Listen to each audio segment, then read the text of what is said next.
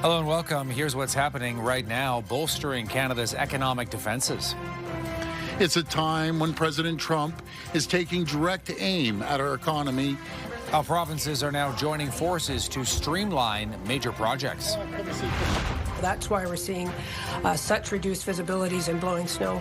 Plus, tracking the path of chilling storms sweeping across the country. Jingle bell rock. And Santas and their elves stealing from a Montreal grocery store to try and send a message.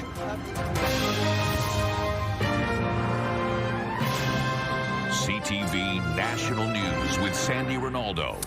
Sandy is off today. I'm Todd Vanderheyden. Trade is front and center with the Prime Minister meeting with Canada's premiers. The goal, defending our country against President Trump's aggressive trade policies, cutting red tape, and provinces working together instead of against one another. It comes as Canada-U.S. trade talks are still stuck in limbo. CTV's Abigail Beeman is in Ottawa for us tonight. Lots going on here. Abigail, what do we know? Well, Todd, I can tell you that the Prime Minister has wrapped up that virtual meeting with premiers from across the country, and one source tells CTV News the focus was almost entirely on CUSMA and international trade. Now, Ontario's premier was here in person. He and the Prime Minister signed a new agreement this morning. Thank you. Thank you so much, everyone.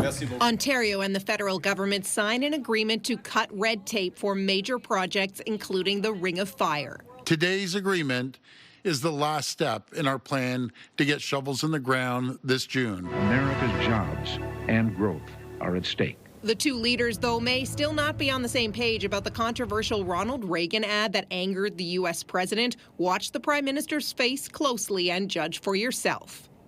Well, number one, that was the best ad that's ever been run, 12.4 billion views. We wanted to bring it to the attention of the American people. Mark Carney said Canada had been close to a deal on sectoral tariffs before the ad, and now? My judgment is that that is now going to roll into the broader CUSMA negotiations. So we're unlikely, given the time horizons coming together, to have a sectoral agreement, although if the United States wants to come back on that in those areas, we're always ready there. Meanwhile, the United States trade representative told lawmakers what his country wants to see resolved in order to extend CUSMA, up for review next year. Jamieson Greer released opening comments from a closed-door meeting targeting a list of things including Canada's Online Streaming Act and supply management policies that unfairly restrict market access for U.S. dairy products. We continue to stand by that. We'll continue to protect supply management. What was really interesting here is that the United States didn't appear to demand a wholesale renegotiation of supply management writ large or the removal of the system. Now, trade experts say Greer's comments are positive for Canada in the sense that many American businesses and labor stakeholders are supportive of CUSMA and want to see it extended, even if they're also calling for changes. Todd? Abigail Beeman in Ottawa. Thanks, Abigail. We're hearing more today from the newest member of Prime Minister Mark Carney's team, Michael Maw. He jumped ship last week from the Conservatives to the Liberals. In an exclusive interview, he was asked about his controversial decision. It comes among some buzz that other Conservatives might be considering a similar move. CTV's Annie Bergeron-Oliver is in Ottawa with more, Annie, on what Michael Maw is saying about his choice. Todd, Michael Maw says his values haven't changed, but that now he has better access to ministers and the Prime Minister. When Michael Maw took the dance floor at the Conservative Christmas party and posed for photos with leader Pierre Poilievre, the MP says he still belonged in the party. I was truly a Conservative member and an MP. I have not made a decision at that point. He claims the decision to join the Liberals was made the next day. To our newest member of the Liberal Party. Hours before appearing at the Liberal Christmas party. I met with the Prime Minister and reconfirmed my understanding of his vision for Canada, and I believe that's the right approach. Maw calls Carney's approach pragmatic and centrist. The Liberals do not believe in productive economy.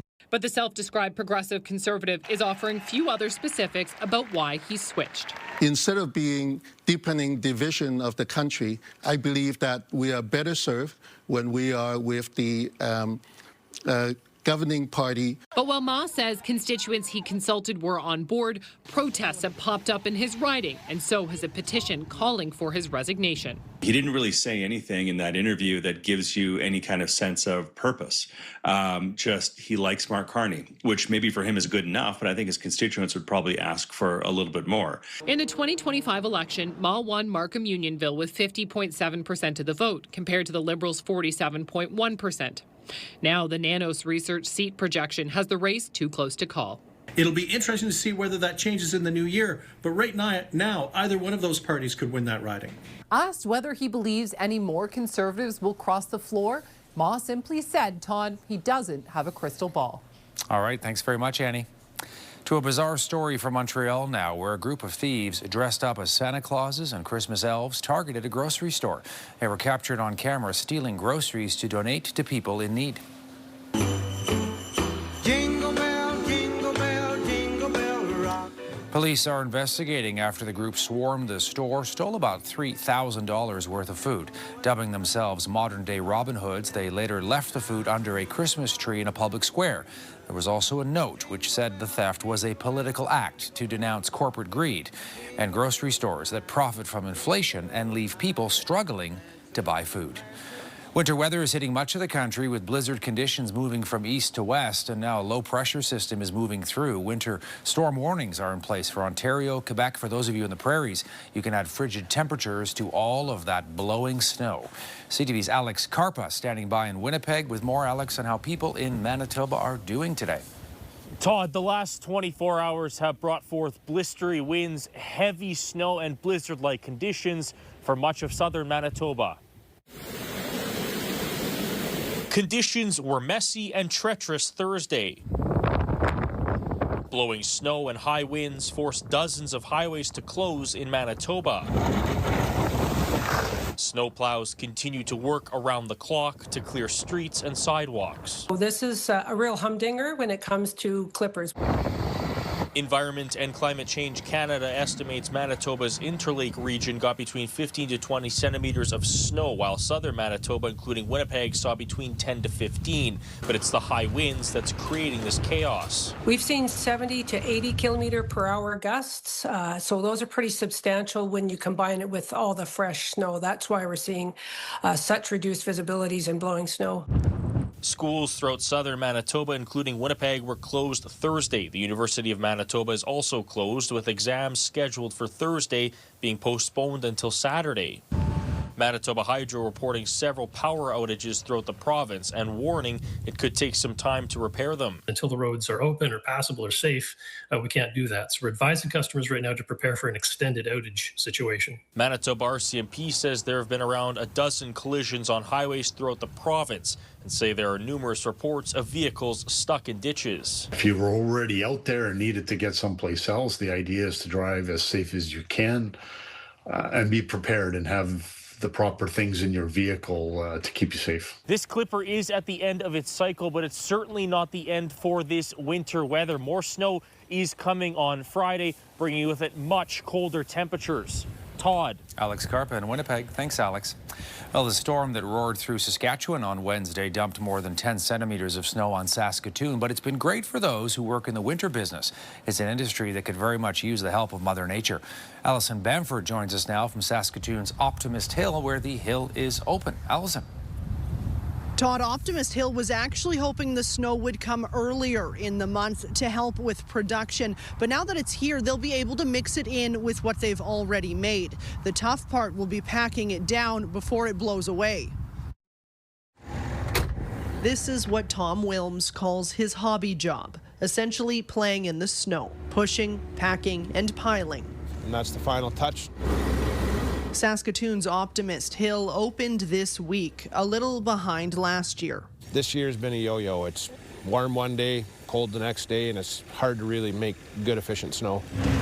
Virtually all the snow on the hill was man-made. The rest brought in from parking lots around the city. The more snow we get falling out of the sky, the less we have to make and pay for. Like the weather, across the country, ski season can be a mixed bag. In Banff, almost all of Sunshine Village's snow comes from the sky. A fresh dump this fall allowed for their earliest opening on record, November 2nd. The sooner we can get skiers and snowboarders onto terrain, it packs it down, and it just is really good for the base. Further east, a few December snowstorms have hills in Wentworth, Nova Scotia, reaping the rewards. Right now, it looks like mid-February here in Wentworth, so it's by far the best start that we've had in a long time.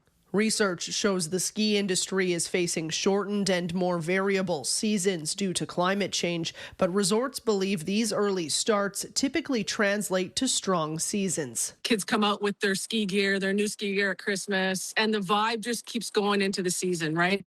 Back in Saskatoon, even a slow start to the snow hasn't hampered excitement. Everybody is so happy to be outside. Yesterday's blizzard closed Optimist Hill. Today, it's the cold temperatures that skiers will have to contend with.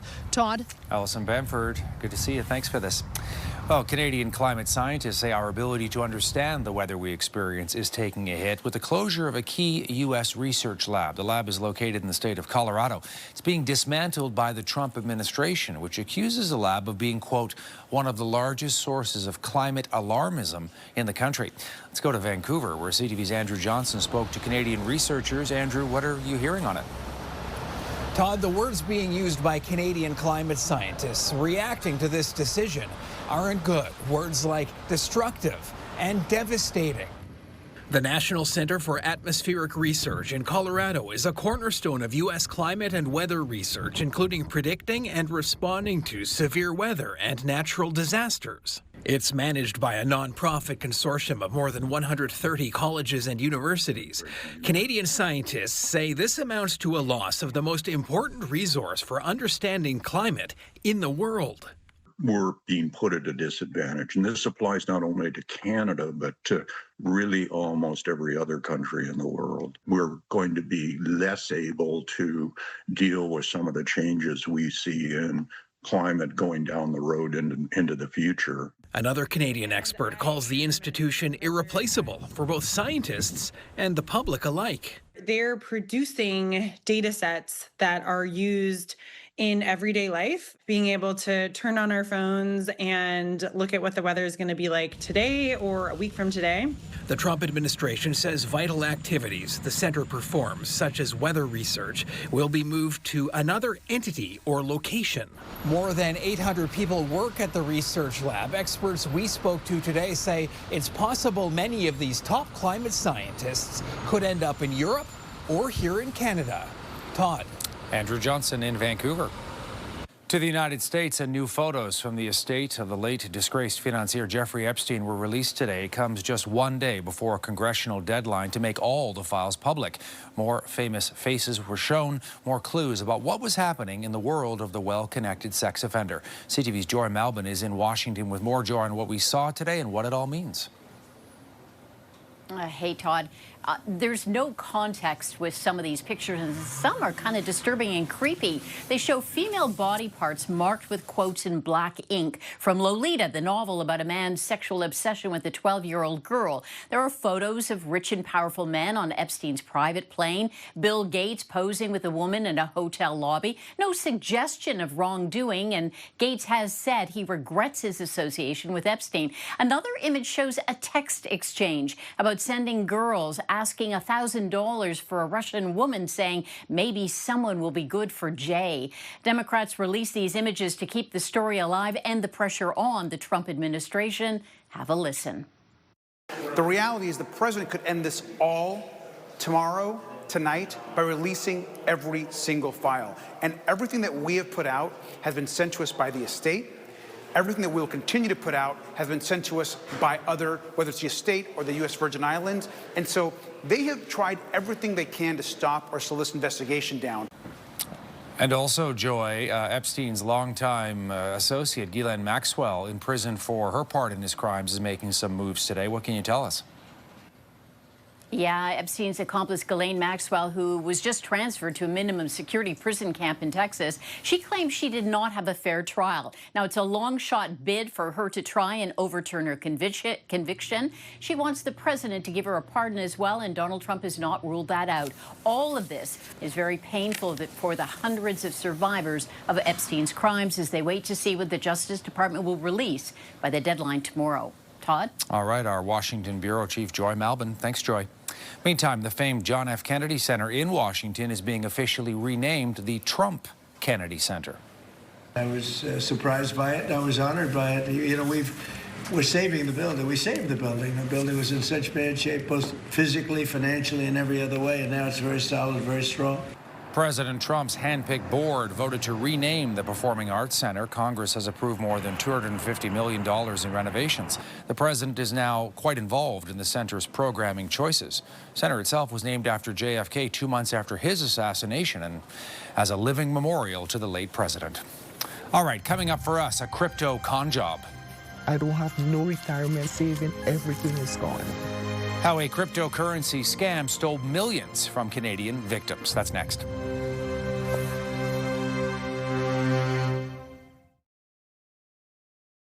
A W5 investigation has found that Canadians have lost a whopping $1.2 billion to investment scams over the last couple of years. CTV's consumer reporter Pat Foran teaming up with the W5 team on this story, and he joins me here at the desk. Pat, good to see you. How much are people losing in these scams? So much. What's going on? People are losing a lot of money. As you know, Todd, cryptocurrency scams have been around for a long time.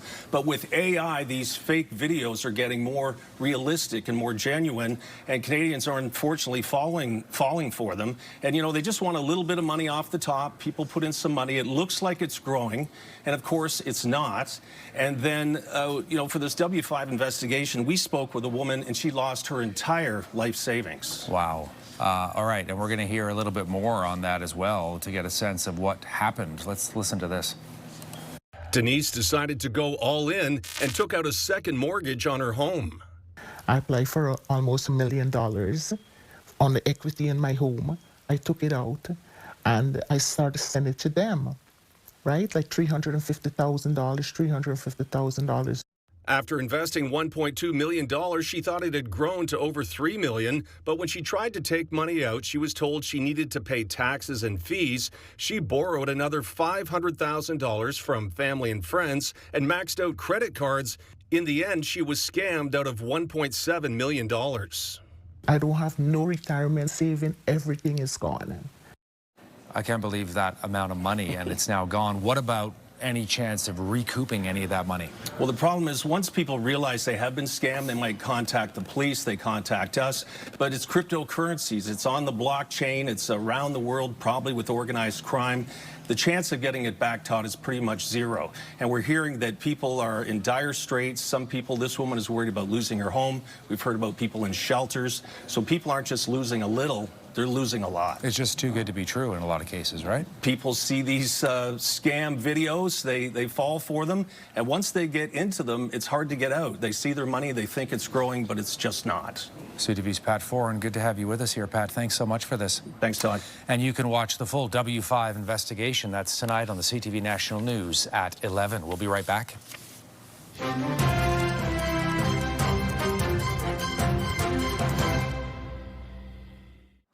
In Australia, those who gathered to remember a 10-year-old victim of the Bondi Beach massacre are blaming the country's prime minister for a rise in anti-Semitism. Albanese is weak. He hasn't listened. You know what? He's a politician that wants votes. Why haven't you listened to us? We've been saying it. People lining up along the street for the young girl's funeral, some saying the government had not done enough to slow a surge of anti-Semitism since the start of the war in Gaza. A father and his son accused of opening fire as hundreds of people celebrated Hanukkah at Sydney's Bondi Beach on Sunday. 15 people were killed. The attack appears to have been inspired by the Islamic State. Anthony Albanese has pledged to crack down on hate speech in his country. Violent clashes have erupted in Belgium between farmers and police. Riot police waded into the crowd of protesters in the streets of Brussels. More than 7,000 demonstrators descending on the city, smashing windows, setting fires near the headquarters of the European Union. The farmers are protesting a free trade agreement between Europe and a bloc of countries in South America. They're worried cheap goods will flood the European market. And a Japanese bride is getting a lot of attention for hosting a real wedding to her artificially generated groom.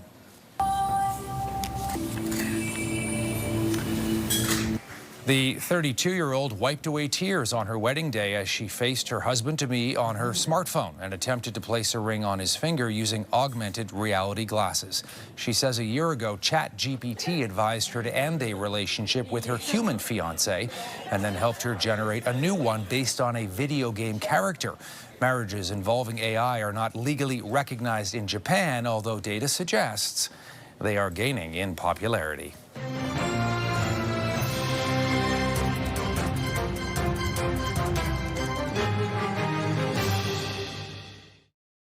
Finally for us today, a woman from Uxbridge, Ontario, north of Toronto, and her letters to Santa. She set up a mailbox outside of her home where the local kids can leave their letters to the man in red. CTV's Adrian Gobriel is on the Christmas file for us today and has more on spreading the cheer. On a country road north of Toronto, children from far and wide arrive with letters in hand, destined for the North Pole. It's truly magical that they actually get the Santa's mailbox.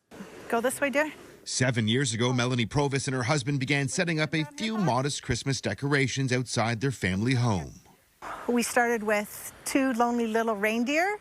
Oh, there he goes. Since then, they've added a few more.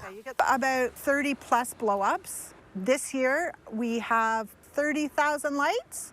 A few years ago, they also added this red Santa's mailbox. A gaggle of children from the area began to arrive with letters for jolly old St. Nick. At first, I'd get maybe 20 letters, 30 letters. That, too, has since grown in volume. This year, I did over 200 letters. Each batch of letters is sent to Santa, who replies back with a handwritten letter of his own. In gold or silver sparkly ink, and they also get a little certificate that says they've been on the nice list. Each letter offers a glimpse into the hearts and minds of the children who visit. Some of the kids share their wish list with Provis. A lot of the kids ask for certain things. I had one little boy asking for his mommy to come back, that she had just passed away.